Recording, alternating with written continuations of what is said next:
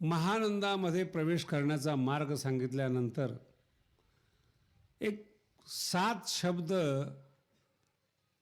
असे फेकले ज्ञानोबरात भगवान कृष्णाने. 7 शब्द. ते ब्रह्मतद विदु कृष्ण मध्यात्मम कर्म च अखिलम साधिभूतादिदैवम माम साधियज्ञंचये विदु प्रयाण काले चकत. असे 7 शब्द आहेत आणि असे एकत्रित टाकलेत 7 शब्द. खूप गोड आणि सुंदर विषय आहेत. ब्रह्म म्हणजे काय, कर्म म्हणजे काय, अध्यात्म म्हणजे काय, अधिभूत म्हणजे काय आणि मरण म्हणजे काय, असे ते 7 शब्द होते. 7 शब्द आणि एका मिनिटातच सांगितले ते. तद ब्रह्म तद विद कृष्ण अध्यात्म कर्मच्या अखिलम. साकार परमात्म्याला अनुभवाच्या हातातून जो दृष्टीपुढे अधियज्ञाला जाणतो तो शरीर गेल्यानंतर किंवा शरीराच्या विषयी विरह पावत नाही. हे जसं तुम्हाला ऐकायला मिळालं ना तसंच अर्जुनाची अवस्था झाली. शब्द कानावर पडले पण अर्थ कळाला नाही. अर्जुन फार तयार होता. अर्जुनाने समाधी योग ऐकलेला होता. समाधी कशी लावतात, साध्य कशी करतात, एवढा गहन विषय अर्जुनाने सहजासहजी पचवला होता. पण हे 7 शब्द अंगावर पडले त्याच्या. ज्ञानोबांनी याच्यावर एवढा सुंदर विषय सांगितलेला आहे की या विषयाच्या निमित्ताने जसं काल उत्थान आणि पतन असतं मानवी जीवनामध्ये, तसं आजचा जो ज्ञानोबांनी या ठिकाणी विषय मांडलेला आहे 10-15 ओव्यामध्ये, तो खूप गंभीर विषय आहे. या जगातले सगळ्यात बुद्धिमान माणसं मेलेले आहेत, समाप्त झालेले आहेत. पण त्यांनी जर शब्दाची सेवा केली असेल तर आजही ते अजरामर आहेत. हा विषय या ठिकाणी फार सुंदर आलेला आहे. आज न तुम्ही भगवान श्रीकृष्णाला पाहता, न अर्जुनाला पाहता, न रामचंद्र प्रभूला पाहता, न वाल्मिकाला पाहता, न तुमच्या चर्मचक्षुने ज्ञानोबाराय दिसतात, न तुकोबाराय दिसतात. कशाने दिसतात? शब्दाने त्यांना प्रकट करता येतं. या शब्दाचं महत्त्व किती मानवी जीवनामध्ये हे माणसाला कळालेलंच नाही. नैसर्गिक भाषा जन्माला आल्यामुळे, शिकल्यामुळे, आईने शिकवल्यामुळे त्याला व्यवहार करण्यापुरती मराठी भाषा समजते. पण त्या शब्दातून कुठलं तत्व आपल्या अंगावर आलं पाहिजेत हे आपल्याला कधीच कळत नाही. कधी गंभीरच नसतो आपण. जेवढे काही जगामध्ये श्रेष्ठ माणसं झालेले आहेत हे सगळे कानानं मोठे झालेले आहेत. शिवाजी महाराज असतील अथवा एखादा ज्ञानी असेल किंवा तुम्ही असाल, जसं ऐकाल त्या पद्धतीने तुमच्या मनामध्ये, हृदयामध्ये तो सिद्धांत फिक्स होतो आणि मग करायचं का नाही करायचं हा तुमचा बुद्धीचा विषय आहे. पहिल्या प्रथम सिद्धांत जे आपल्या कानावर पडतात ते शब्दातून आपल्या कानावर आदळतात. तद ब्रह्म तद विदो कृष्ण अध्यात्मम कर्मचा अखिलम. अतिशय तयार होता ऐकणारा आणि जसे शब्द ऐकले इतका आनंद झाला त्याला. कधी न ऐकणारे शब्द, ज्या शब्दांचा कधी सहयोग आला नाही, सहवास आला नाही, इतके चांगल्या पद्धतीने ऐकले. खूप बरं वाटलं त्याला. कधीही न ऐकणारे शब्द असे कानावर पडले. पण समस्या अशी होती, हे जे 7 शब्द पडाले, कानावर आले, अंगावर आले, ज्ञानोबांनी थोडं रूपक केलेले आहेत. आणि आज खूप वेगळा विषय आहे, महत्त्वाचा विषय आहे आणि तुमच्या योग्यतेचा आहे का नाही मला माहीत नाही, पण नक्की आमच्या विद्यार्थ्याचा विषय आहे. तुम्हाला ऐकलं तर ठीक आहे, तर आम्ही पाठ घेतोय असं समजू. नाहीतरी मुलांना ज्ञानेश्वरी शिकवावीच लागते.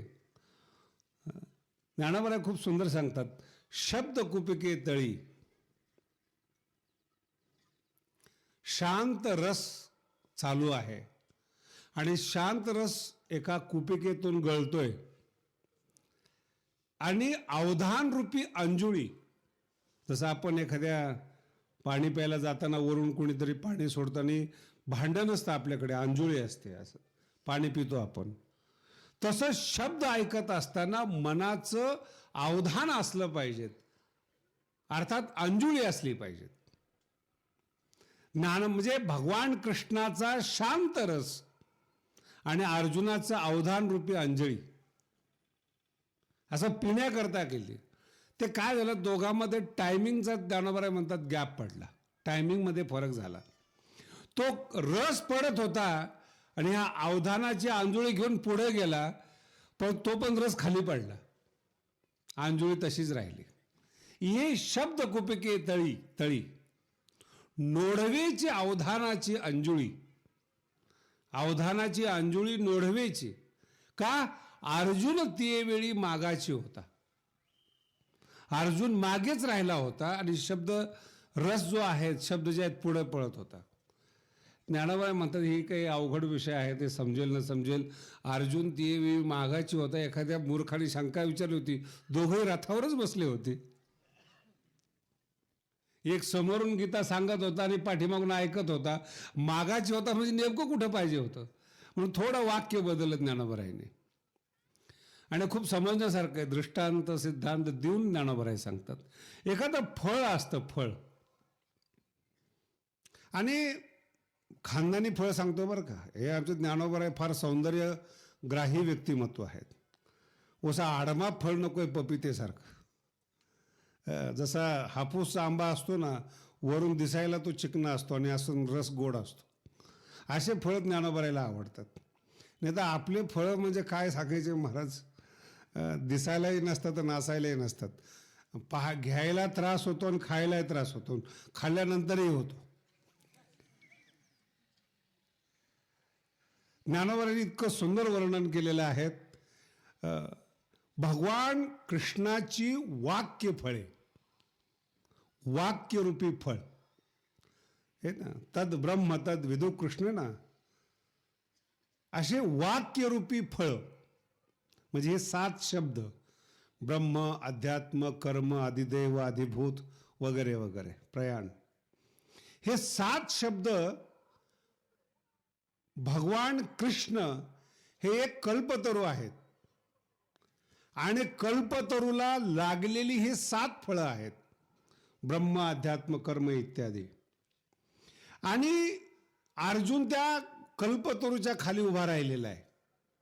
ज्ञानोबारांनी इतकं सुंदर वर्णन केलेलं आहे. मग कृपा शब्दाचं लक्षात ठेवा बरं का. कृपेची हवा, मंद हवा आली म्हणजे कल्पतरू वृक्षाच्या खाली अर्जुन उभा आहे, एखाद्या फळाच्या झाडाखाली उभा आहे, पण त्याला दगडही मारता येत नाही, घेताही येत नाही, चढताही येत नाही. मग थोडी हवा येते आणि ते झाड हलतं आणि त्या झाडाची थोडीफार फळे त्या माणसाच्या पदरामध्ये पडतात. मग ज्ञानोबारांनी ही संकल्पना या ठिकाणी केलेली आहे. ज्ञानोबा म्हणतात भगवान कृष्णरूपी एक झाड आहे आणि त्याला ही फळं लागलेली आहेत आणि भगवंताची कृपा झाली. ही कृपा जणू का एक हवाचा झोका होता आणि ती कृष्णारूपी झाड हललं आणि ती 7 फळं अर्जुनाच्या कानाच्या पदरात पडली. लक्षात येते ना? जोर लावा जरा, लागले खूप हलका ऐकून सुद्धा उपयोग होणार नाही. तेथ तद ब्रह्म वाक्य फळे, तद ब्रह्म, श्लोकाची सुरुवातच तशी आहे, ते ब्रह्म तद विदु कृष्ण, संक्षिप्त शब्दांमध्ये सांगितलेले. तद ब्रह्मवाक्य फळे. आणि बेसावध होता अर्जुन, कारण की इतका सुंदर सुंदर विषय ऐकत होता.